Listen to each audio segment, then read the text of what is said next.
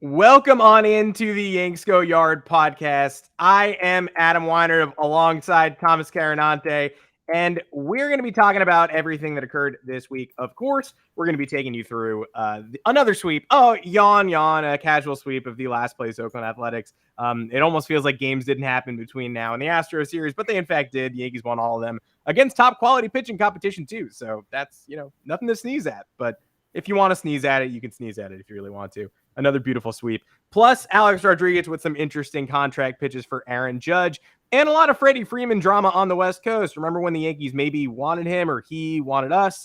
Not sure how that netted out, but the Yankees have Anthony Rizzo, who has 20 home runs already, and Freddie Freeman is thinking about Atlanta every second of every day and every time he puts on a Dodger uniform. So I guess we have to address that too. We have a special guest with us today, though. It's not just me and Thomas Carinante, a.k.a. Tommy's Takes. Those watching the live stream just saw my name tag say Tommy's Takes, and I seamlessly edited it away before any of you noticed. I'm still going to bring it up. We have a third person in the booth rendezvousing with us today. It is Jason Tytler, Special Olympics Senior Vice President of Global Communications and Brand. Jason is here because he is a diehard Yankee fan, but also Jason and I spent a pretty special night together at Yankee Stadium a few weeks back. And those of you who are fans of the team who attend Friday night games or watch every game might have noticed Jason on the field with Global Ambassador Gleyber Torres, and Wilson Contreras from the Cubs was there too. And they made a pretty special presentation to Special Olympics New York. So Jason, thanks so much for joining Thomas and myself. How are you doing in the 2 weeks or so aftermath of that night? And was Gleyber Torres as dreamy in person as he looks on television? Well, first of all, I'm thrilled to join you guys. Thank you so much for having me. Whenever I could talk Yankees baseball, it's definitely a highlight. I'm doing very well. I mean, certainly we had that night when the Yankees played the Cubs and beat the Cubs. But of course, our Yankees are well in first place if you look at the standings overall. So nothing can make me happier. I mean, certainly that is a huge place to be in, advantageous place to be in. And I am absolutely thrilled about that. Yeah, we had a great night, Adam. Thank you so much for joining us with our athletes and our coaches. Special Olympics is very grateful to you, to the Fansided family, to the Minute Media family. We had a great experience on the field with some Special Olympics athletes as the Yankees did a presentation and surprised us with a $10,000 check, which was fabulous. After we spent some time talking with our two global ambassadors. Now, if you think about it, the Yankees and the Cubs really don't come together too much to play one another. It's years and years apart between competition. So having two of our global ambassadors in the same place at the same time and competing against one another was very much a perfect storm for us. So fortunately, both Gleyber Torres and Wilson Contreras, both who are global ambassadors, were more than excited to spend some time with us before the game on the field, talking with some of our Special Olympics New York athletes, helping us promote our upcoming Unified Cup, which is going to be in Detroit, which is our international soccer tournament. And most importantly, to really push for inclusion for people with intellectual disabilities around the world, knowing full well that the Yankees are a global brand. The Cubs are certainly a formidable brand as well. And both gentlemen come from Venezuela, and we've got some very strong programming down in Latin America. But it was fabulous to spend time with Gleyber and Wilson and some of the Yankees. Aaron Boone came out. We were able to see Bam Bam Mullins, Hensley Mullins, who told us he's been involved with Special Olympics for quite some time in California. And of course, Adam, you spent some time with the group in the judges' chambers, which was also a nice treat, courtesy of the Yankees. But most importantly, in addition to talking with our athletes and talking about inclusion, we got a victory, and nothing could make those from New York happier who are attending a game at Yankee Stadium than a victory, especially against a formidable team in the Cubs from the National League. And I say that because Wilson's having a fabulous year, and we're certainly happy that Wilson's having such a terrific year. I wouldn't mind seeing him in pinstripes one of these days, but that's another story. Great transition, because I know that you are someone who watches the trade deadline kind of like a hawk. And like a couple weeks ago when we were together, it sort of felt more realistic that maybe Contreras was going to be a target this year. Since then, Jose Trevino is maybe an American League All-Star, which again, an absurd sentence. And the game that we went to, he walked off. So, at that time he was kind of a feel-good story. Now here we are at the end of June, and he might potentially represent the American League in the All-Star game. I mean, Contreras as a midseason fit, possibly; as a long-term fit, definitely. But as we approach the second half, sort of, what are you eyeballing in terms of changes to this roster, if any? Because we are Yankee fans, we are 56-20, but then again, like, what team doesn't retool at the deadline? So, is there anything specific that you're still looking at as a fan? Just like, what changes do you want to see made? Well, actually, I want to see the opposite, which is for us to say goodbye to some personalities that, frankly, haven't been producing. And certainly it would take a lot of magic to make it happen, but I really don't think we need Chapman anymore. I know you and I have talked about that. Holmes is just playing unbelievable baseball. I mean, stellar baseball, historic baseball, if you think about what he did with Mariano's record. And right now, the bullpen formula is absolutely spectacular. It does remind me a bit of 96 and 98 in that you've got the right ladder to the big arm at the end of it. And then you've got other folks that can be that big arm as well. I mean, King is just I wouldn't say he's a surprise, but he is certainly a shining star within that bullpen. And frankly, his stuff just, it moves in ways that defy science. But I would like to see us try to find a different home for Chapman. I know it's going to be a little tough for him from an ego standpoint to not be the closer, although he's saying the right things right now. I hope that is going to be reflected in his actions. So there's that. Of course, we've got the glaring issue of Gallo. And if we were able to find some place for Gallo to go, I know there's one or two National League teams that might be a good home for him. But of course, we've got that salary to concern ourselves with.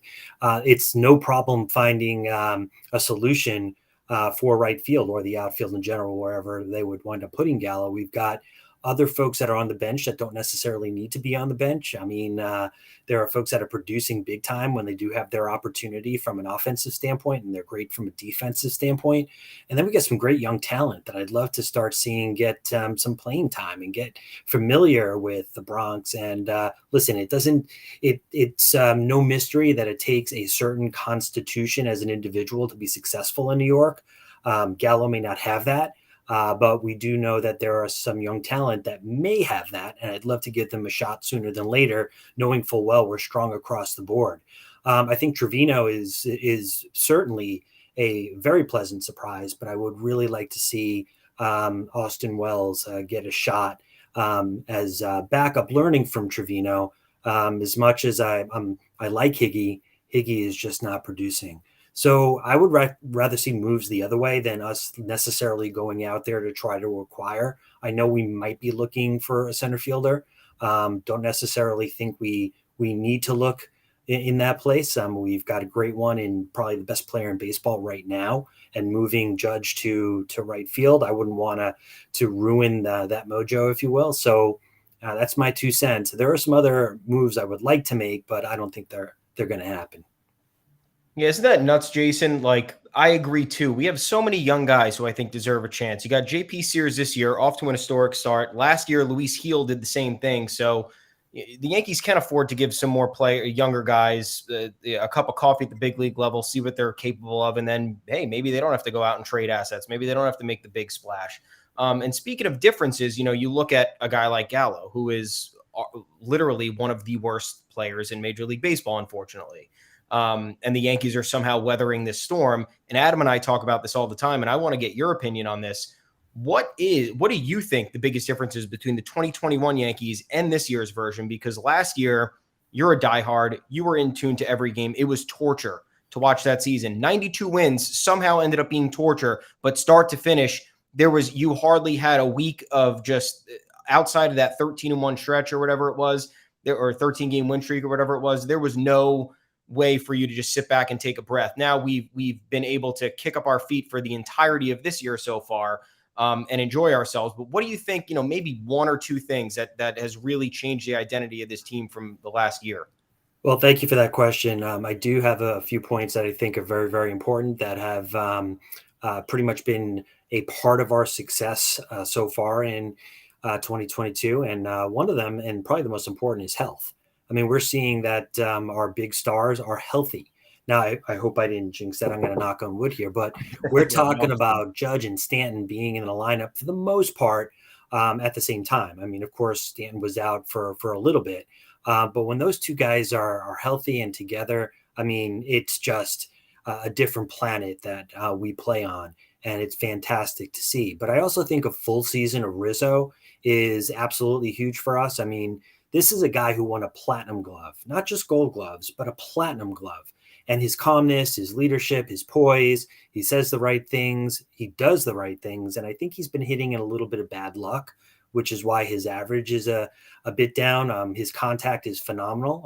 It's really good, but he's obviously hitting in a little bit of luck that is going against him. But the guy's a beast when it comes to hitting the ball out of the park. His swing is fantastic. So you've got that. I think the maturity of some of the younger pitchers in our bullpen is also very important, not to mention the health factor with like Severino coming back in such a big way.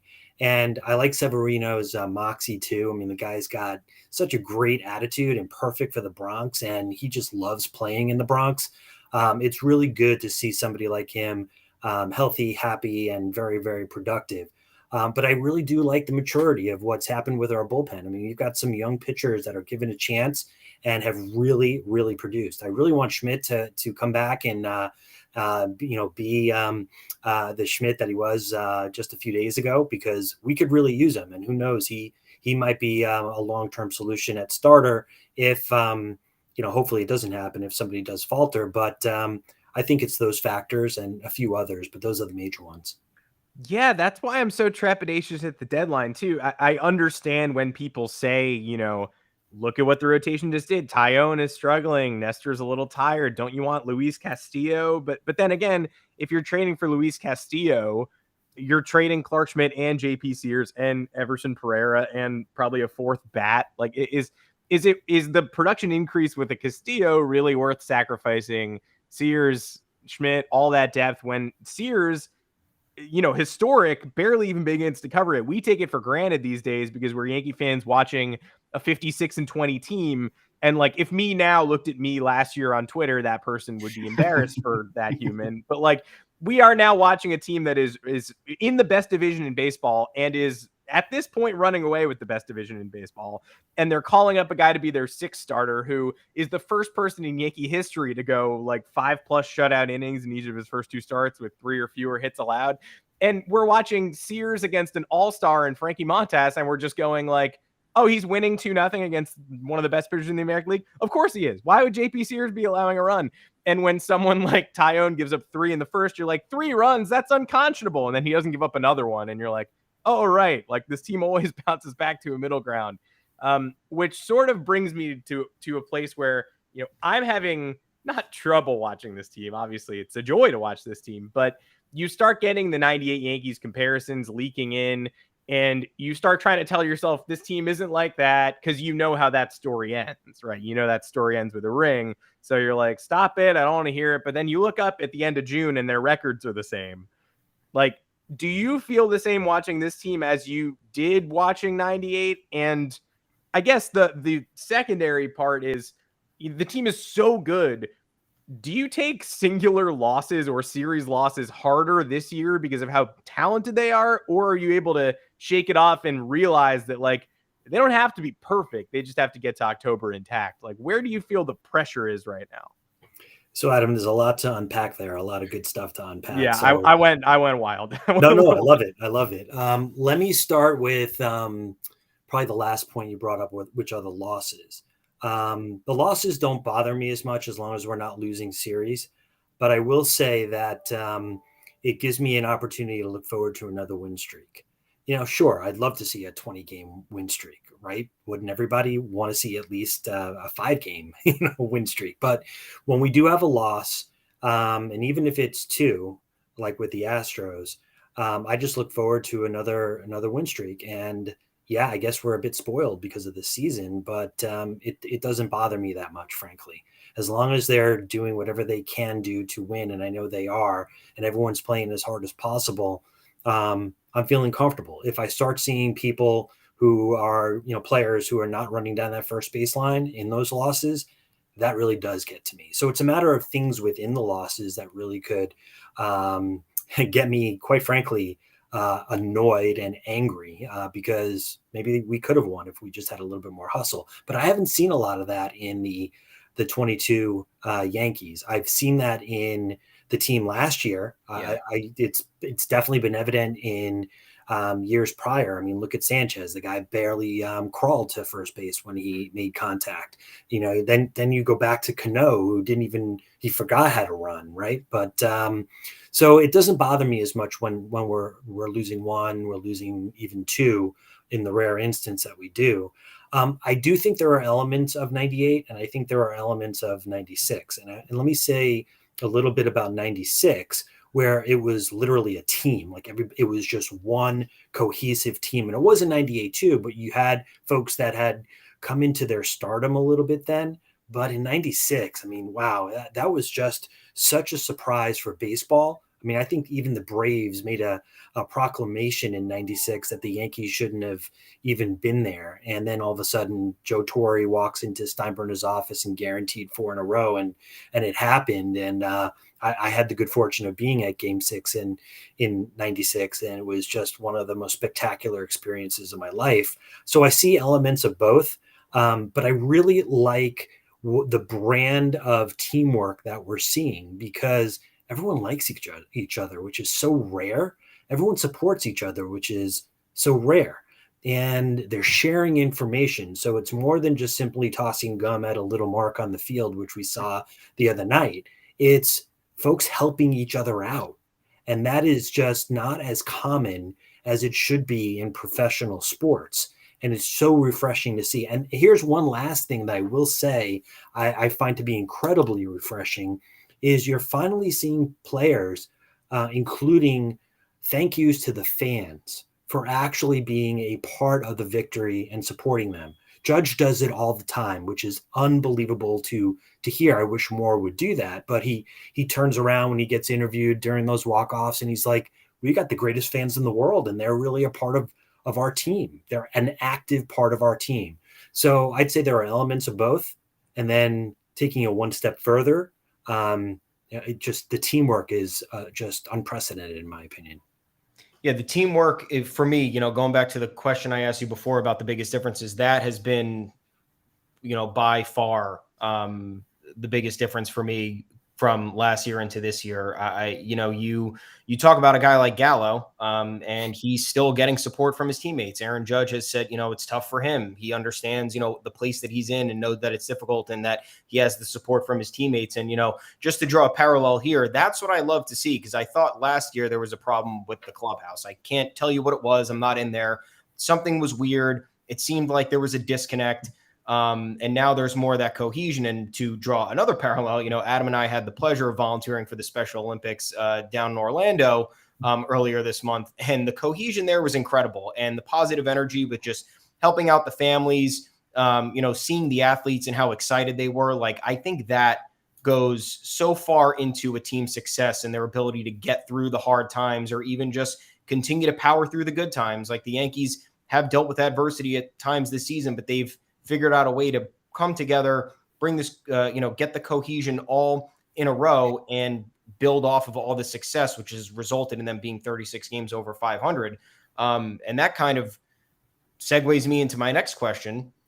Where do you stand on an Aaron Judge contract extension or, a free agency contract after the year ends? Because you mentioned, he goes out of his way to thank the fans. He does talk about his teammates in a very positive manner. He talks about how the clubhouse is a great place. He talks about Rizzo being a positive influence, Giancarlo Stanton, all the other, even the young guys, he finds a way to compliment. And this was a point of contention before the year started. You had the lockout that kind of screwed everything up. It didn't allow the Yankees to talk to him in the manner they probably wish they would have been able to.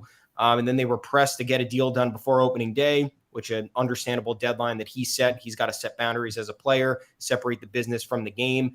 And now the price is going up, Jason. You're seeing it every single night.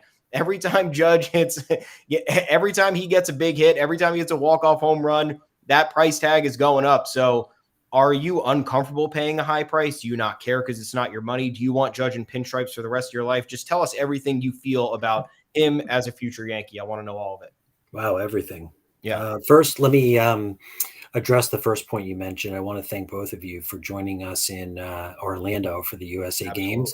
Absolutely. I wish I could have been there. I was supposed to be there leading the charge for you and your family members at Fansided, but I got stricken with COVID. So my apologies that I wasn't there in person, but you guys were spectacular. What you're going to be doing to help push for inclusion for people with intellectual disabilities is absolutely phenomenal. I know we provided some information on our health work, which, Adam, as you know, that's one of the other reasons we were actually at the stadium. We were not only talking about Unified Cup, but we were working with Glaber and Wilson to promote School of Strength and our version for the Latino community, which is called Escuela de Fuerza. And people can find that on specialolympics.org. So again, thank you both for joining us in Orlando. Now to Judge. I mean, listen, the guy, I'm going to be cheesy. He put the gavel down, right? He basically said, listen, I'm going to bet on myself and I'm going to produce. And he did.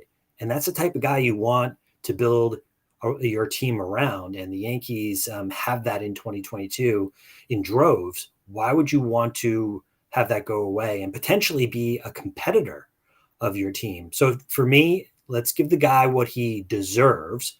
Let's make sure that it's a formidable long-term deal. The other thing that a lot of folks aren't talking about is, listen, baseball's a business, right? And one of the most important things is being able to merchandise your team to the fans. And so the fans are fans inside and out, emotionally, but also they're showing their pride in the form of buying goods. Judge sells. He sells big time. I mean, he's one of the top jerseys, if not the top jersey out there right now.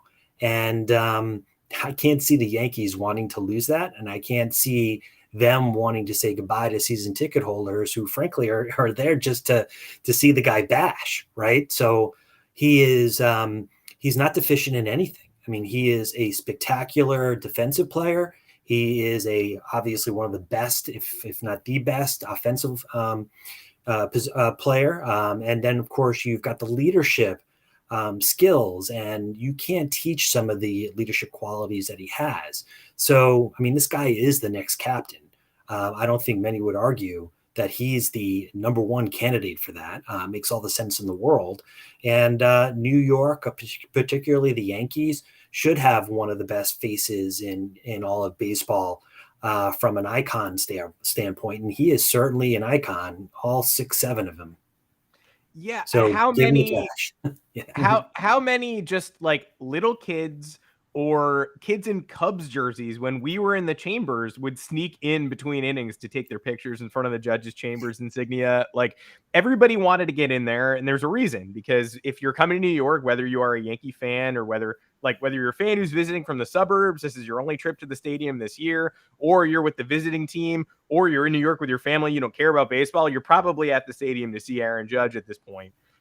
And so the thing that always gets me is when there were rumors this week, Michael Kay went on the radio and said the Yankees won't overpay for Aaron Judge's next contract. What does that mean? Like, what is an overpay? If he wants a positional record-setting contract, he wants that $36 million a year, I think you have to entertain that. You have to figure out what the terms are. You have to figure out if it's, okay, is it that annual value for 10 years? Okay, probably not. And also that's probably not coming from anybody.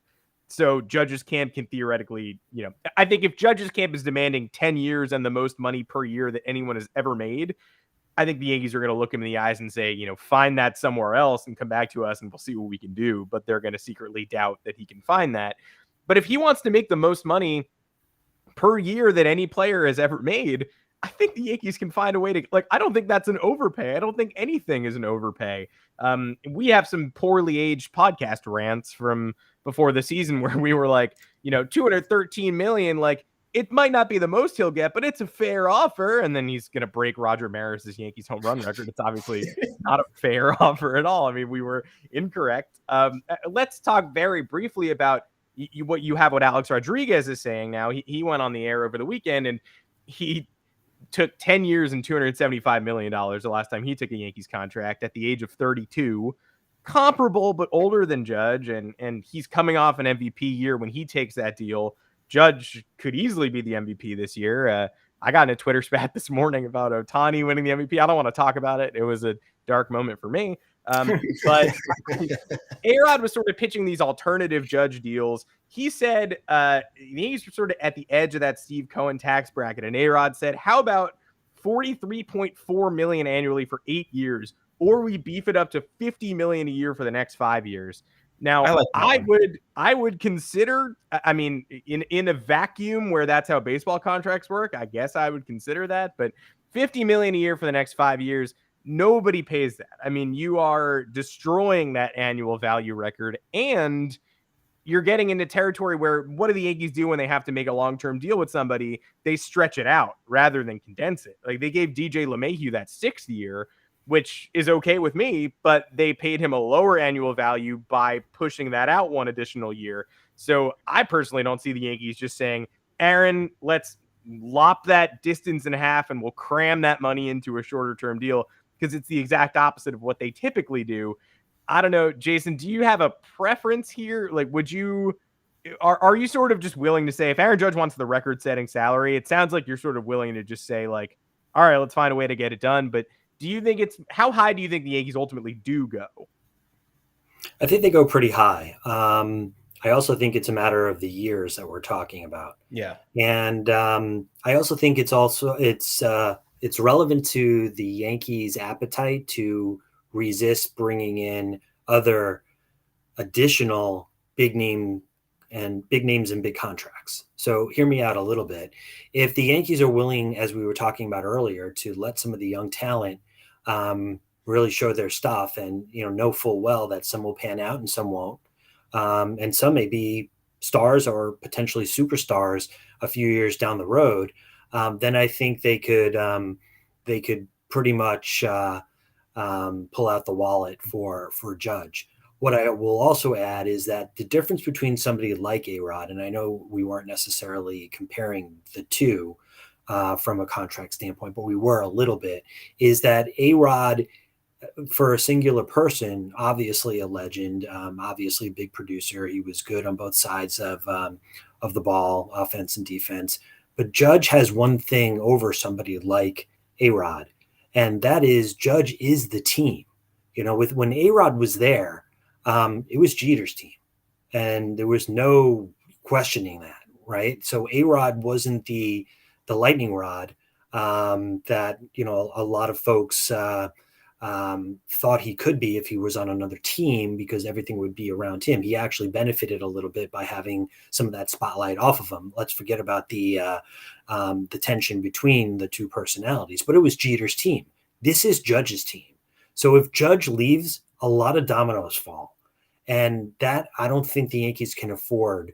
They could afford it more than other teams, but I don't think they're willing to go that route and have to rebuild again around who's going to be the person they rebuild around. Right now, there's really no other equivalent personality wise or leadership wise to Judge. And certainly what he's able to shoulder, not just playing in New York, but the pressure of producing by all baseball fans across the league. There are Judge fans who are not Yankee fans just simply because Judge he's an icon and he's just doing things that are potentially historic. So I don't think the Yankees are willing to give that up, and they live that, they breathe that, they clamor for it, and they finally have it after how many years of not being successful, that I think that's going to help even more to the wallets opening up.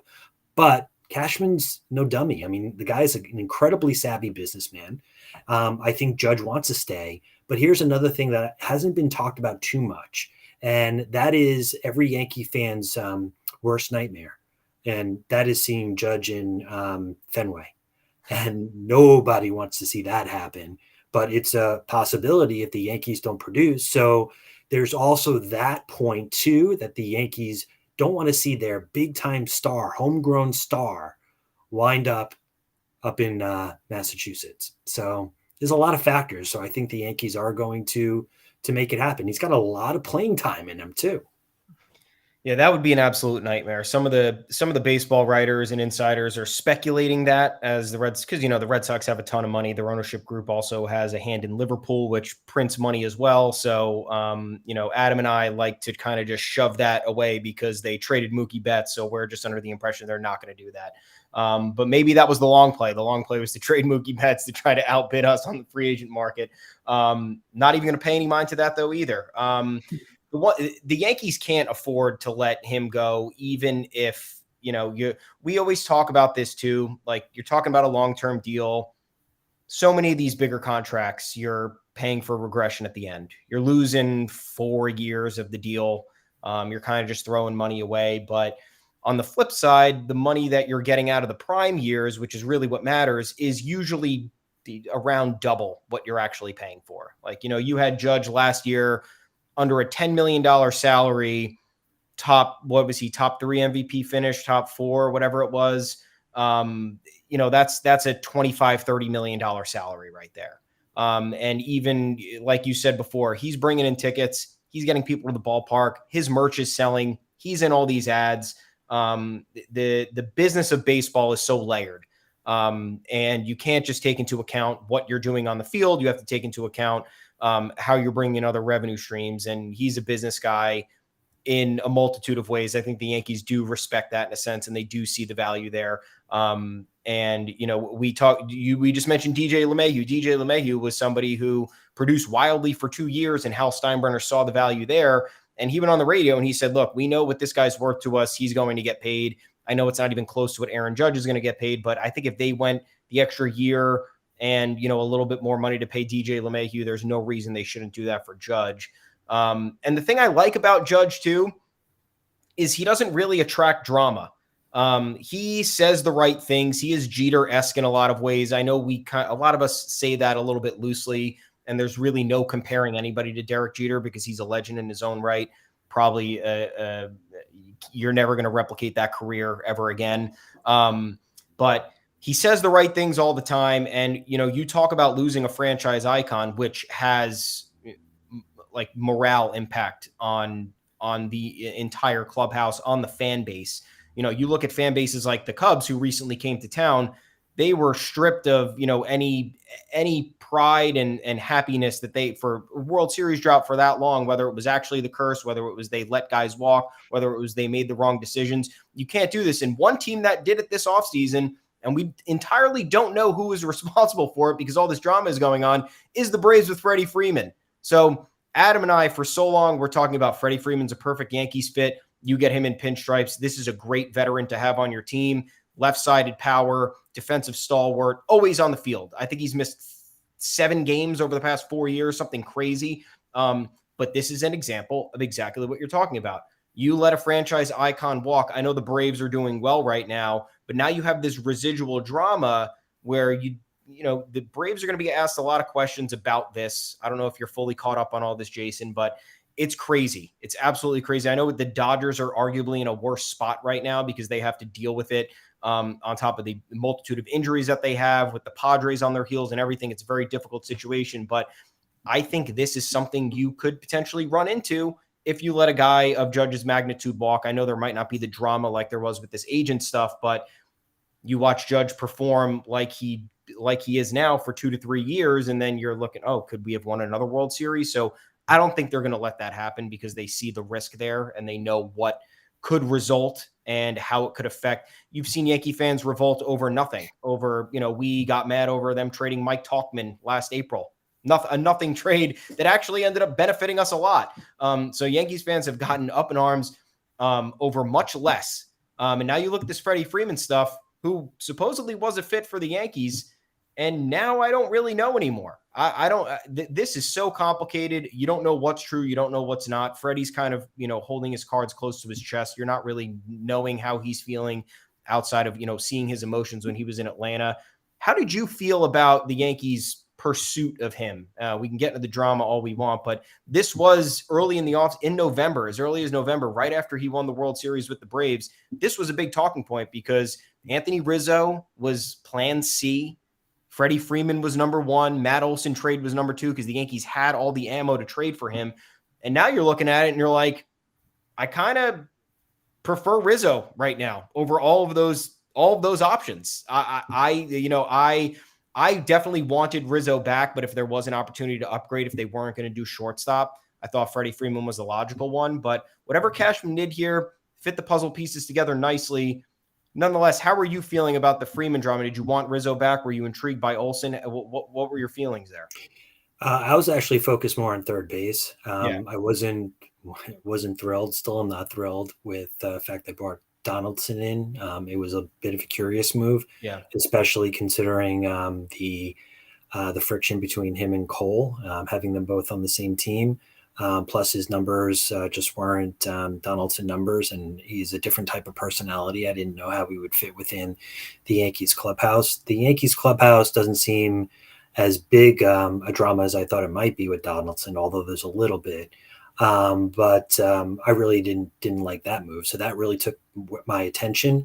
For first base, I thought we did have a solution already in place, and that was we had so many infielders with Donaldson coming in that you just put LeMahieu at first because the guy could play anywhere. I mean, he could probably play on the court of another sport for all I know. I mean, the guy is just so talented, and not that it's his natural position, but certainly I thought they might go that route because we just had a variety of talent, with infield being certainly a big target for a lot of the young talent coming up that I wasn't so much focused on first.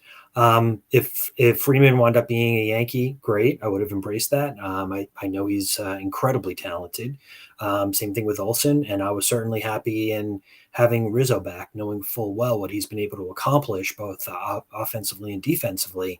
I was really excited to see how he would do with a full season under his belt. And my God, I think it's working out okay. So plus he's a good fit personality wise. And maybe that's what led to the whole thing because we don't know the dynamics behind the scenes, right? We don't know if like a Stanton or a Judge or a LeMahieu said to somebody, listen, this is a Yankee.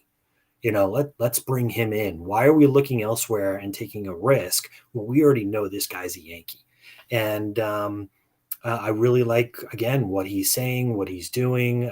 He's playing under pressure. He's producing under pressure. We know he could do that because he did that in Chicago, which is no small town.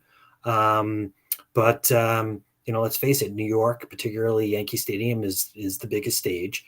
And certainly has the most pressure on anybody to win. And right now, the guy is coming through in big time situations at the end of games while we're behind, and he's got a big stick. So we lucked out, or we made the right move, however you want to, whatever you want to call it. And I'm very, very happy with that. Now, third base is a different story because I still do think that was a poor move. I'm not a fan of that move. And did you want Gio? Did you want to keep Gio? I did want to keep Gio, but also I mean, you got LeMahieu again, who, I mean, the guy's got a gun. He's great defensively. Yes, his numbers are a little bit down, but the guy's always a threat to make something happen when you need it. And he's a really tough at bat for any pitcher. The other thing, and I'm just going back to the Judge comment, if you don't mind, but sure. What happens to Stanton when Judge, if Judge was not to be a Yankee? I mean, I think he's benefited tremendously through that camaraderie and knowing that he's not the only, giant on the team, literally and figuratively, right? So you probably would see a massive dip in Stanton as well because they're feeding off of each other. Absolutely. So I don't want that to be lost also. But yeah, first base, that drama is going to continue for quite some time.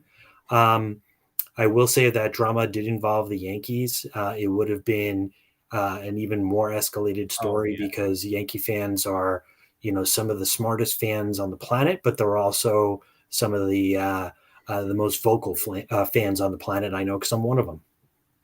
I think this whole thing illuminates, it's both things for me. It illuminates how reactionary fans can be just based on what we saw this offseason when they did not sign Freddie Freeman, the immediate screaming, the immediate discussions of Rizzo's a third option, etc.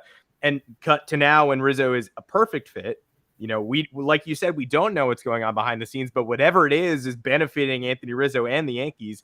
Meanwhile, Freddie Freeman not only was not on the table, but requested to be off everyone's table, as we are to understand, is somebody who told his representatives, pull a leverage play. So when we're in the offseason sitting here staring at tweets saying the Yankees are more of a possibility than you think for Freddie Freeman, don't rule out the Yankees for Freddie Freeman, and we're sort of rolling our eyes going, I think we're still going to rule him out, though. It still kind of feels like we can rule him out. It turns out that that was a legitimate impulse, that if he had gotten what he wanted, if we are to believe what we're hearing, that he would have stayed in Atlanta. And I don't know. I can't imagine the world where we don't have Anthony Rizzo. We are paying someone who is potentially playing with a hole in his heart for the next 6 years versus Anthony Rizzo. Either this year he stays for another year or he opts out. It's such a short-term commitment. He's been an unbelievable fit. And if somebody was a Yankee and they missed their old home and they made that very known and then left a series with their old team and fired all of their agents and cleaned house, you are right. We would never hear the end of this. And this whole offseason, the surprise of the Donaldson move, whether it works or not, the jury is still out. But to the complete shock of that, the deluding yourself into thinking you're getting Freddie Freeman when it's clear now there was never a chance at that. There was a period before the lockout where the Yankees were not only in the market for Justin Verlander, but they were the favorites for Justin Verlander, people said. And then it came out this week, Joel Sherman talked to Justin Verlander and he said, I barely talked to the Yankees. They came in at the very end and, they were basically a non-factor. I was always going back to Houston. Which, say what you will, I think if we had Justin Verlander on this team, I don't really know what that experience is like. Again, it's hard to say they'd be better than 56-20. Maybe they'd be better than 56-20. They'd certainly match up a little bit better in a postseason series, and the Astros wouldn't be hanging over their heads quite so much. But just to think that this whole offseason was spent saying, where's Carlos Correa? Where's Trevor Story? Why couldn't we finish Justin Verlander? And then it turns out we were never in on Verlander. We had moves up our sleeve that no one was considering. Freddie Freeman was a smokescreen all along. And then at the end of the day, Brian Cashman pushed 6 buttons we never anticipated and created a team that is matching the best record in Yankees history through June 30th. Who would have ever possibly thought that would happen? Jason, it's been such a pleasure having you with us. Before I let you go, you have an incredible Mariano Rivera story that I would be remiss if I didn't open up the floor for you to tell on the show. Would you like to tell that story now? Yeah, I'd be happy to. Mariano and I had done a lot of work years ago together. And one of those engagements was he was a spokesperson, one of his first instances of being a corporate spokesperson for a brand of jewelry. It was a company called Michael C. Fina, which was in the heart of Manhattan. It's a place where you go to get like high-end jewelry, particularly engagement rings and such. And we did something called the first and last engagement at Yankee Stadium because Yankees never really hosted having somebody propose in the stadium, at least publicly, right? So we brought Mariano in. Michael C. Fina did the relationship with the Yankees to do that interesting engagement on the field, and then we had a presser at Michael C. Fina, and there are 2 parts to that story.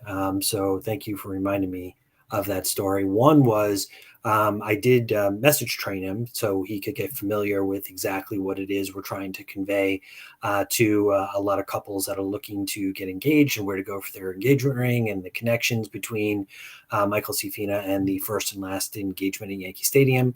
And I gave him some note cards to just get more familiar with the messaging. And right before the event, he just kept resorting back to those cards. So I took the cards away and said, "Speak from the heart." And he nailed it. So we got on stage. We we open the presentation, lots of media in the audience, and he starts by saying, "Where's Jason?" And I'm like, oh no, what's going on, right? We have big time media outlets there. And he's like, "Jason wanted me to read from these cards, but I'm going to speak from the heart." So he threw me under the bus, and that was okay because the event went great. But afterwards, when it was all over, I had to get a present for my wife. I didn't forget that, although it was very possible that I would forget it. And I said, "Mariano, excuse me, I've got to go shopping." He's like, "Oh, can I come?" I'm like, "Sure, of course." One of the greatest ever. Going shopping to figure out what to get for my wife. Absolutely. So there were two products that I was considering, and I said, "I can't make a decision. Mo, what do you think?" And he's like, "That one, and tell your wife that you got some help out of the bullpen to close the deal." And we had a picture of him pointing at that piece, and I put it in the card, and I said, I needed some help out of the bullpen. I brought in a person to really close it, so I hope you like it. And she loved it. She loved the story. Mariano was such a champ. He's one of the most wholesome individuals you could ever be lucky enough to meet. Forget about sports, but then you think about sports, he's certainly right up there amongst the top. So he's fantastic. What he does in the city of New York, what he does down in Panama is absolutely tremendous. And we're very proud, I'm sure the two of you are as well, to have him as one of the greatest Yankees, one of the greatest baseball players of all time.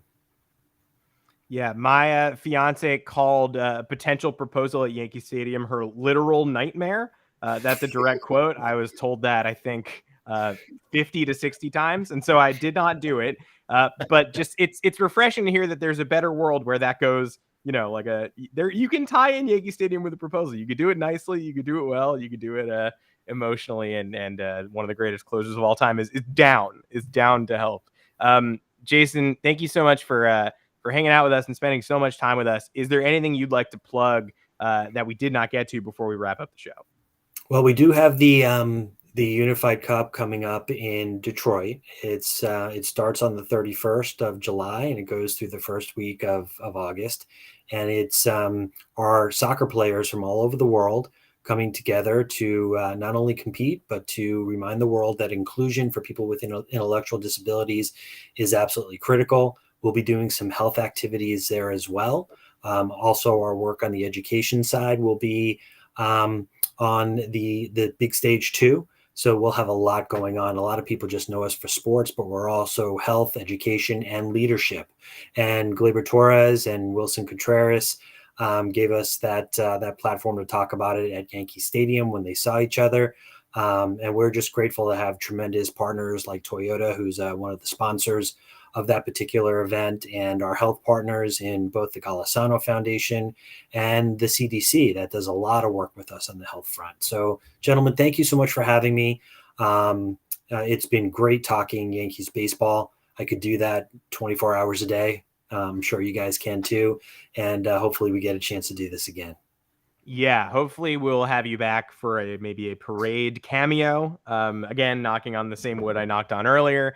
Yeah, this could be a very special season. Happy to share it with you. And thanks so much for coming on and for working with us and for giving us the opportunity to get involved with so many of the enlightening things that we've gotten a chance to get involved with. Yeah, and if you don't mind, if folks are interested in learning more, just go to specialolympics.org and follow us on social media at Special Olympics. Perfect. Thanks so much, Jason. Appreciate it. That is it for this edition of the Yanks Go Yard podcast. You can find us every Monday and Thursday on Apple Podcasts, Google Podcasts, Spotify, wherever you get your podcasts. Drop us a 5-star review. Drop us a mailbag question in that review. If you've got a mailbag question for us, we'll cover it on a future episode. We're also live on YouTube and Twitter, 2 o'clock Eastern on Mondays and Thursdays. Next week, obviously, you won't catch us on Monday. That is the 4th of July holiday. I hope you're all enjoying your hot dogs, hamburgers, and not watching Yankees baseball, because that's what Major League Baseball does.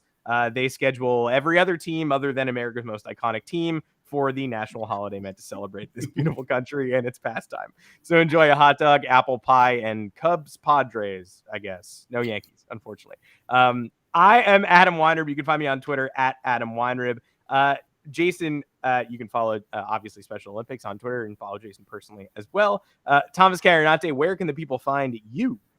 I'm at Tommy's_takes. You can also find us on yanksgoyard.com. That's where our bylines are. Talk to us on the official Yanks Go Yard Twitter account at yanksgoyardfs. One more thanks. Big thanks here to Jason Tytler, again, the Special Olympics Senior Vice President of Global Communications and Brand. It's great having you on. We're happy to talk about the Yankees, and we hope you have a great long weekend, man. Thank you. You too. It's been a pleasure.